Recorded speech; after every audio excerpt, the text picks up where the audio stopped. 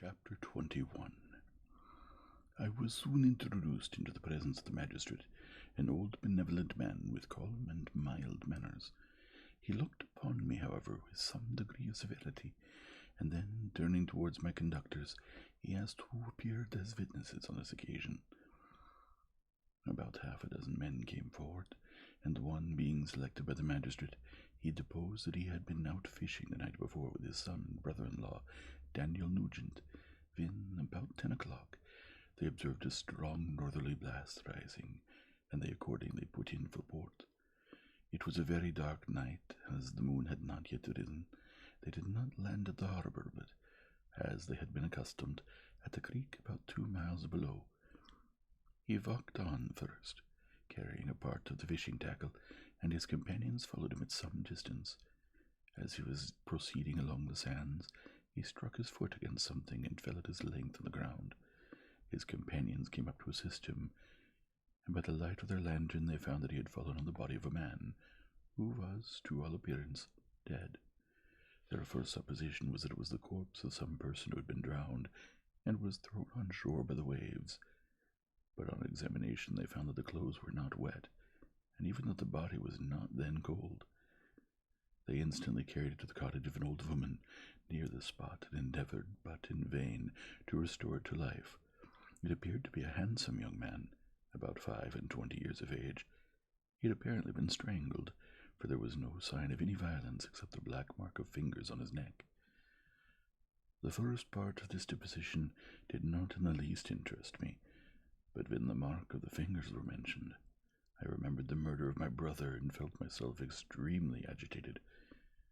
My limbs trembled and a mist came over my eyes, which obliged me to lean on a chair for support. The magistrate observed me with a keen eye, and of course drew an unfavorable augury from my manner. The son confirmed his father's account, but when Daniel Nugent was called, he swore positively that just before the fall of his companion, he saw a boat with a single man in it at a short distance from the shore, and as far as he could judge by the light of a few stars, it was the same boat in which I had just landed. A woman deposed that she lived near the beach, and was standing at the door of her cottage, waiting for the return of the fishermen, about an hour before she heard of the discovery of the body, when she saw a boat with only one man in it push off from the pier at that part of the shore where the corpse was afterwards found. Another woman confirmed the account of the fishermen, having brought the body into her house. It was not cold. They put it into a bed and rubbed it, and Daniel went to the town for an apothecary, but life was quite gone. Several other men were examined concerning my landing, and they agreed that, with the strong north wind that had arisen during the night, it was very probable that I had beaten about for many hours, and had been obliged to return nearly to the same spot from which I had departed. Besides, they observed that it appeared that I had brought the body from another place, and it was likely that as I did not appear to know the shore, I might have put into the harbour ignorant of the distance of the town from the place where I had deposited the corpse. Mr. Kerwin, on hearing this evidence, decided that I should be taken into the room where the body lay for interment, that it might be observed what effect the sight of it would produce upon me. The idea was probably suggested by the extreme agitation I had exhibited when the mode of the murder had been described. I was accordingly conducted by the magistrate and several other persons to the inn. I could not help being struck by the strange coincidences that had taken place during this eventful night, but knowing that I had been conversing with several persons in the island I had inhabited about the time that the body had been found, I was perfectly tranquil as to the consequences of the affair. I entered the room where the corpse lay, and was led up to the coffin. How can I describe my sensations on beholding it? I feel yet parched with horror, nor can I reflect on that terrible moment without shuddering and agony. The examination, the presence of the magistrate and witnesses, passed like a dream from my memory when I saw the lifeless form of Henry Clerval stretched before me. I gasped for breath, and throwing myself on the body, I exclaimed, "Have my murderous machinations deprived you also, my dearest Henry, of life? Two I have already destroyed. Other victims await their destiny, but you, Clerval, my friend, my benefactor." The human frame could no longer support the agonies that I endured, and I was carried out of the room in strong convulsions. A fever succeeded to this. I lay for 2 months on the point of death. My ravings, as I afterwards heard, were frightful. I called myself the murderer of Ilium, of Justine, and of Clerval. Sometimes I entreated my attendants to assist me in the destruction of the fiend by whom I was tormented, and at times I felt the fingers of the monster already grasping my neck, and screamed aloud with agony and terror. Fortunately, as I spoke my native language, Mr. Kerwin alone understood me, but my gestures and bitter cries were sufficient to affright the other witnesses. Why did I not die? More miserable than man ever was before, why did I not sink into forgetfulness and rest? Death snatches away many blooming children, the only hopes of their doting parents. How many brides and youthful lovers have been one day in the bloom of health and hope, and the next to pray for worms and the decay of the tomb. Of what materials was I made, that I could thus resist so many shocks which, like the turning of the wheel, continually renewed the torture? But I was doomed to live in 2 months found myself as awaking from a dream in a prison, stretched on a wretched bed, surrounded by gaolers, turnkeys, bolts, and all the miserable apparatus of a dungeon. It was morning, I remember, when I thus awoke to understanding. I had forgotten the particulars of what had happened, and only felt as if some great misfortune had suddenly overwhelmed me. But when I looked around and saw the barred windows and the squalidness of the room in which I was, all flashed across my memory, and I groaned bitterly. This sound disturbed an old woman who was sleeping in a chair beside me. She was a hired nurse, the wife of one of the turnkeys, and her countenance expressed all those bad qualities which often characterize that class. The lines of her face were hand and rude, like that of persons accustomed to see without sympathizing in sights of misery. Her tone expressed her entire indifference. She addressed me in English, and the voice struck me as one that I had heard during my sufferings. "Are you better now, sir?" said she. I replied in the same language with feeble voice, "I believe I am. But if it be all true, if indeed I did not dream, I am sorry that I am still alive to feel this misery and horror." "For that matter," replied the old woman, "if you mean about the gentleman you murdered, I believe that it were better for you if you were dead, for I fancy it will go hard with you. However, that's none of my business. I am sent to nurse you and get you well. I do my duty with a safe conscience. It were well if everybody did the same." I turned with loathing from the woman who could utter so unfeeling a speech to a person just saved, on the very edge of death, but I felt languid and unable to reflect on all that had passed. The whole series of my life appeared to me as a dream. I sometimes doubted if indeed it were all true, for it never presented itself to my mind with the force of reality. As the images that floated before me became more distinct, I grew feverish. A darkness pressed around me. No one was near me who soothed me with the gentle voice of love. No dear hand supported me.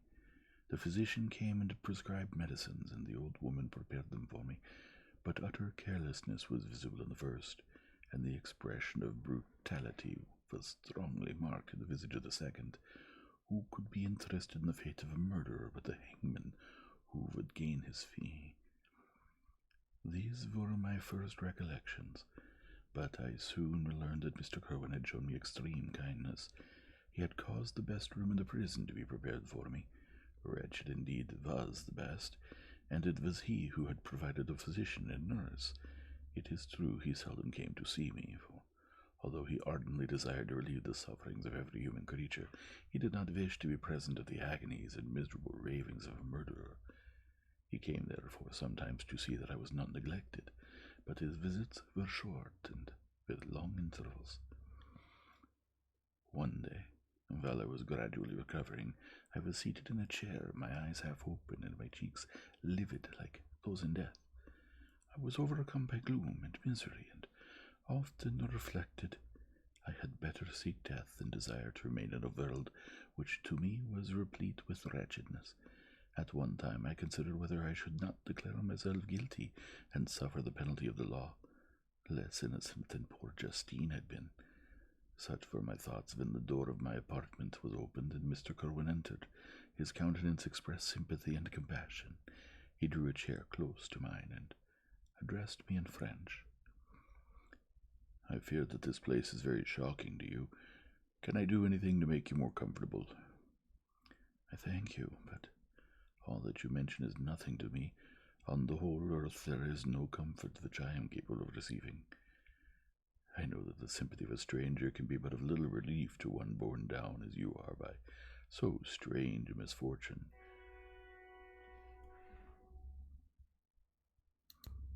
But you will, I hope, soon quit this melancholy abode, for doubtless evidence can easily be brought to free you from the criminal charge." "That is my least concern. I am, by a course of strange events, become the most miserable of mortals. Persecuted and tortured as I am and have been, can death be any evil to me? Nothing, indeed, could be more unfortunate and agonizing than the strange chances that have lately occurred. You were thrown by some surprising accident on this shore, renowned for its hospitality, seized immediately and charged with murder. The first sight that was presented to your eyes was the body of your friend, murdered in so unaccountable a manner and placed, as it were, by some fiend across your path." As Mr. Kerwin said this, notwithstanding the agitation I endured on this retrospect of my sufferings, I also felt considerable surprise at the knowledge he seemed to possess concerning me.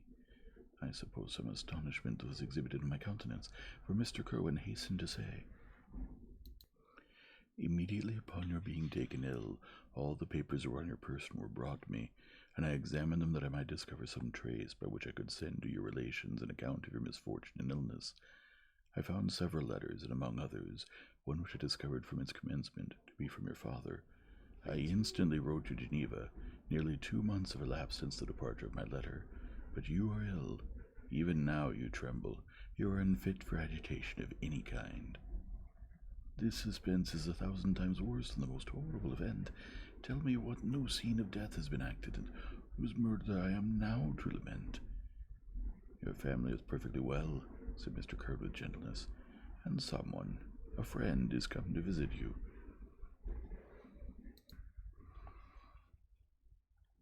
I know not by what chain of thought the idea presented itself, but it instantly darted in my mind that the murderer had come to mock at my misery and taunt me with the death of Clerval as a new incitement for me to comply with his hellish desires. I put my hand before my eyes and cried out in agony, "Oh, take him away! I cannot see him. For God's sake, do not let him enter." Mr. Kerwin regarded me with a troubled countenance. He could not help regarding my exclamation as a presumption of my guilt, and said in a rather severe tone, "I should have thought, young man, that the presence of your father would have been welcome instead of inspiring such violent repugnance." "My father!" cried I, while every feature and every muscle was relaxed from anguish to pleasure. "Is my father indeed come? How kind! How very kind! But where is he? Why does he not hasten to me?" My change of manner surprised and pleased the magistrate. Perhaps he thought that my former exclamation was a momentary return of delirium, and now he instantly resumed his former benevolence. He rose and quitted the room with my nurse, and in a moment my father entered it.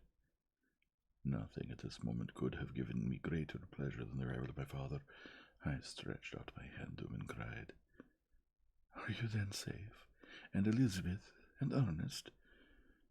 My father calmed me with assurances of their welfare, and endeavored, by dwelling on these subjects so interesting to my heart, to raise my desponding spirits, but he soon felt that a prison cannot be the abode of cheerfulness. "What a place is this that you inhabit, my son?"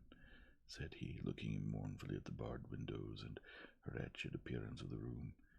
"You travel to seek happiness, but a fatality seems to pursue you. And poor Clerval!" The name of my unfortunate and murdered friend was an agitation too great to be endured in my weak state. I shed tears. "Alas, yes, my father," replied I. "Some destiny of the most horrible kind hangs over me, and I must live to fulfill it, or surely I should have died on the coffin of Henry.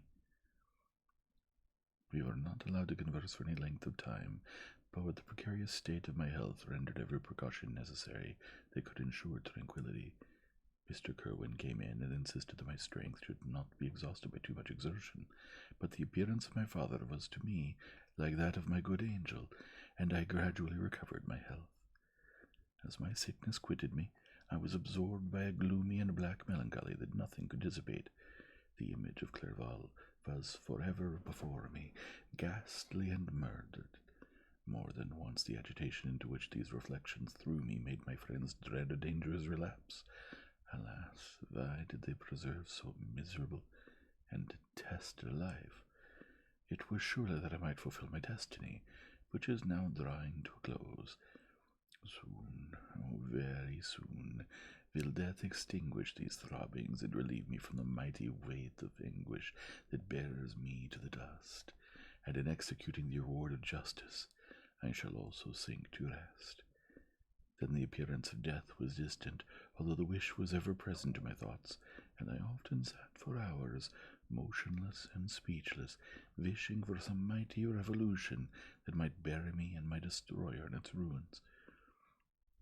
The season of the Assizes approached, and I had already been 3 months in prison, and although I was still weak and in continual danger of relapse, I was obliged to travel nearly 100 miles to the country town where the court was held.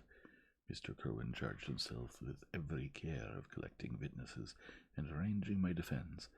I was spared the disgrace of appearing publicly as a criminal, as the case was not brought before the court that decides on life and death. The grand jury rejected the bill on its being proved that I was on the Orkney Islands at the hour the body of my friend was found, and a fortnight after my removal I was liberated from prison. My father was enraptured on finding me freed from the vexations of a criminal charge, that I was again allowed to breathe the fresh atmosphere and permitted to return to my native country. I did not participate in these feelings, for to me the walls of a dungeon or a palace were alike hateful. The cup of life was poisoned forever, and although the sun shone upon me as upon the happy and gay of heart, I saw around me nothing but a dense and frightful darkness, penetrated by no light but the glimmer of 2 eyes that glared upon me. Sometimes they were the expressive eyes of Henry, languishing in death, the dark orbs nearly covered by the lids, and the long black lashes that fringed them. Sometimes it was the watery, clouded eyes of the monster, as I first saw them in my chamber at Ingolstadt. My father tried to awaken in me the feelings of affection. He talked of Geneva, which I should soon visit, of Elizabeth in earnest, but these words only drew deep groans from me. Sometimes, indeed, I felt a wish for happiness, and thought with melancholy delight of my beloved cousin, or longed with the devouring melody to see once more the blue lake and rapid Rhone that had been so dear to me in early childhood. But my general state of feeling was a torpor in which a prison was as welcome a residence as the divinest scene in nature, and these fits were seldom interrupted but by paroxysms of anguish and despair. At these moments I often endeavored to put an end to the existence I loathed, and it required unceasing attendance and vigilance to restrain me from from committing some dreadful act of violence. Yet one duty remained to me, the recollection of which finally triumphed over my selfish despair. It was necessary that I should return without delay to Geneva, there to watch over the lives of those I so fondly loved, and to lie in wait for the murderer, that if any chance led me to the place of his concealment, or if he dared again to blast me by his presence, I might, with unfailing aim, put an end to the existence of the monstrous image which I had endured, with the mockery of a soul still more monstrous. My father still desired to delay our departure, fearful that I could not sustain the fatigues of a journey, for I was a shattered wreck, the shadow of a human being. My strength was gone. I was a mere skeleton, and fever, night and day, preyed upon my wasted frame. Still, as I urged our leaving Ireland with such inquietude and impatience, my father thought it best to yield.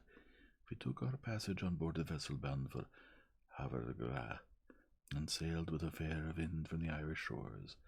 It was midnight. I lay on the deck looking at the stars and listening to the dashing of the waves.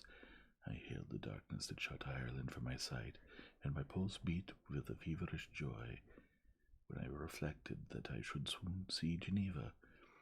The past appeared to me in the light of a frightful dream, yet the vessel in which I was, the wind that blew me from the detested shore of Ireland, and the sea which surrounded me, told me too forcibly that I was deceived by no vision, and that Clerval, my friend and dearest companion, had fallen a victim to me and the monster of my creation.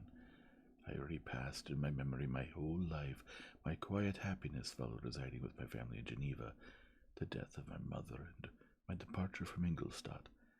I remembered shuddering the mad enthusiasm that had hurried me to the creation of my hideous enemy, and I called to my mind the night in which he first lived.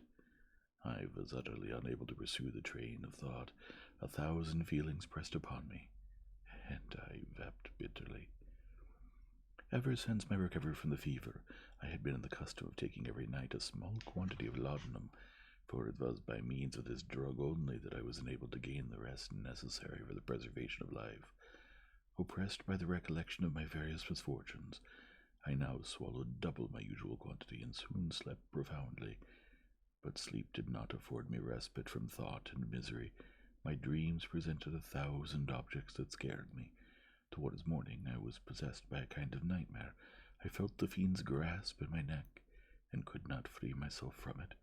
Groans and cries rang in my ears. My father, who was watching me, perceiving my restlessness, awoke me. The dashing waves were around, the cloudy sky above. The fiend was not here. A sense of security, a feeling that a truce was established between the present hour and the irresistible, disastrous future, imparted to me a kind of calm forgetfulness, of which the human mind is by its structure peculiarly susceptible. End of chapter 21.